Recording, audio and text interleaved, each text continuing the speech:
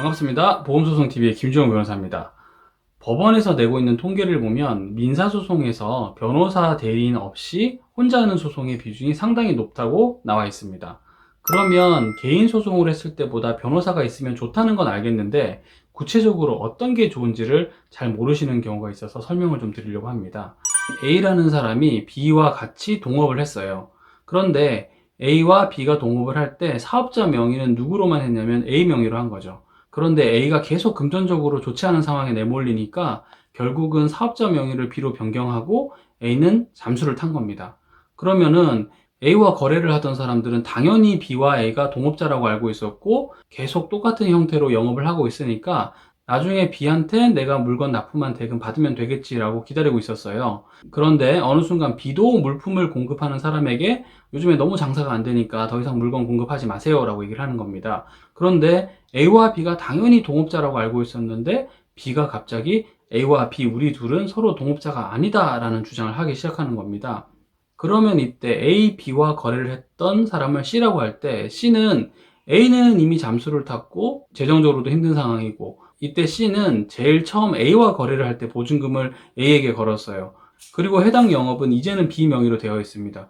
C는 처음에 보증금은 A한테 걸었어요. 근데 어느 순간 계약은 B와 계속 이행을 하고 있다는 거죠. 그러면 나중에 B가 더 이상 물건 납품하지 마세요. 거래를 끝냅시다 라고 했을 때 C는 그 보증금을 누구한테 달라고 할 수 있느냐? 원칙은 A한테 달라고 할 수 있지만 B가 A의 영업을 완전히 양수를 했고 그리고 동일한 상호를 사용하고 있다면 상법 42조에 따라서 상호 속용자의 책임을 물어서 B에게도 보증금을 돌려달라고 할 수 있어야 합니다. 그런데 이런 내용을 알지 못하고 처음에 개인 소송으로 진행을 하신 거예요. 그리고 뭐라고 주장하느냐? A, B는 동업이기 때문에 A에게 줬던 보증금을 결국은 지금 영업하고 있는 B가 갚아야 됩니다. 라고 주장을 했을 때 법원에서 어떻게 판단할 수 있느냐? 동업이라는 증거가 불충분하기 때문에 원고 패소라는 판결을 내릴 수가 있다는 말입니다. 이럴 때 C가 만약에 변호사를 선임하면 어떻게 변호사는 주장할 거냐면 A와 B가 동업이기 때문에 둘 다 연대해서 책임을 진다라는 주장을 할 것이고 그 주장이 받아들여지지 않을 경우를 대비해서 설령 그렇게 볼 수 없다면 A의 영업을 B가 양수받았고 A와 B는 동일한 상호를 쓰고 있으니까 B 역시 상호 속용인으로서 상법 42조 제1항의 책임을 져야 합니다 라는 논리 구성을 할 수가 있다는 거예요.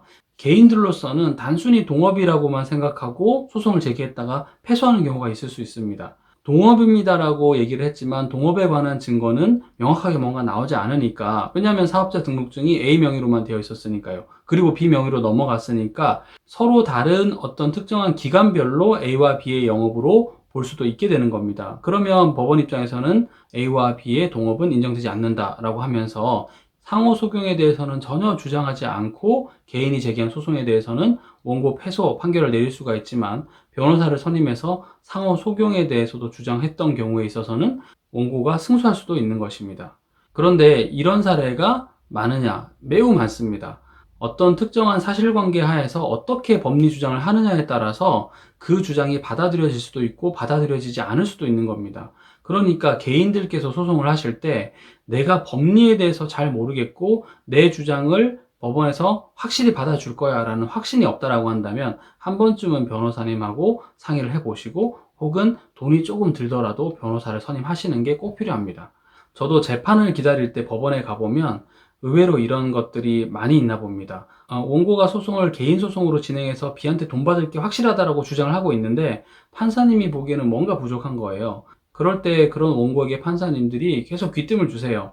혼자서 계속 이렇게 하시면 나중에 조금 불리할 수도 있을 것 같은데 오늘 돌아가셔서는 꼭 나가시다가 변호사나 법률을 잘 아시는 분들한테 상담을 좀 받아보시죠 라고 귀뜸을 주십니다. 그 말은 뭐냐면 그 당시까지의 재판에서는 뭔가 불리하니까 좀 더 방법을 찾아보라라는 거예요.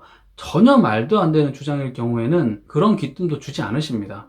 뭔가 주장만 조금 다르게 하거나 입증만 조금 더 해주면 분명히 이길 수 있을 것 같은데 혼자 너무 자신만만하게 그걸 모르고 계속 얘기를 하니까 판사님이 하도 답답해서 도와주려고 그 정도 얘기를 하시는 거예요. 그런데 더 얘기할 수는 없어요. 판사님은 중립적인 입장에서 얘기를 해야 되니까 어느 정도 힌트는 줄 수 있지만 이런 사안에 대해서 이렇게 증거를 내면서 입증하세요 라는 말은 판사님은 해줄 수가 없습니다. 다만 직권으로 무조건 확인해야 되는 사항들은 내세요라고 할 수 있지만 그런 게 아닌 이상에는 판사님이 길을 가르쳐 줄 수가 없다라는 거죠. 그러니까 변호사 도움을 꼭 받으셔야 되는 겁니다. 제가 주말에 좀 쉬고 있다가 개인 소송을 하는 분들께 꼭 한 말씀 드려야겠다 생각해서 이 영상을 찍게 됐습니다. 그렇다고 제가 뭐 무조건 저한테 맡기시라 이런 거 아닙니다. 다만 제가 많이 하는 분야들에 있어서 궁금하신 사항이 있고 그리고 혼자서는 해결이 좀 안 되겠다 싶으면 주저하지 마시고 이왕 변호사를 선임한다면 초반에 변호사를 선임해서 좋은 결과가 있을 수 있도록 노력하시기를 당부드리겠습니다. 자, 이 영상이 도움이 되셨다면 좋아요와 구독을 부탁드립니다. 저는 보험소송TV의 김주영 변호사입니다. 감사합니다.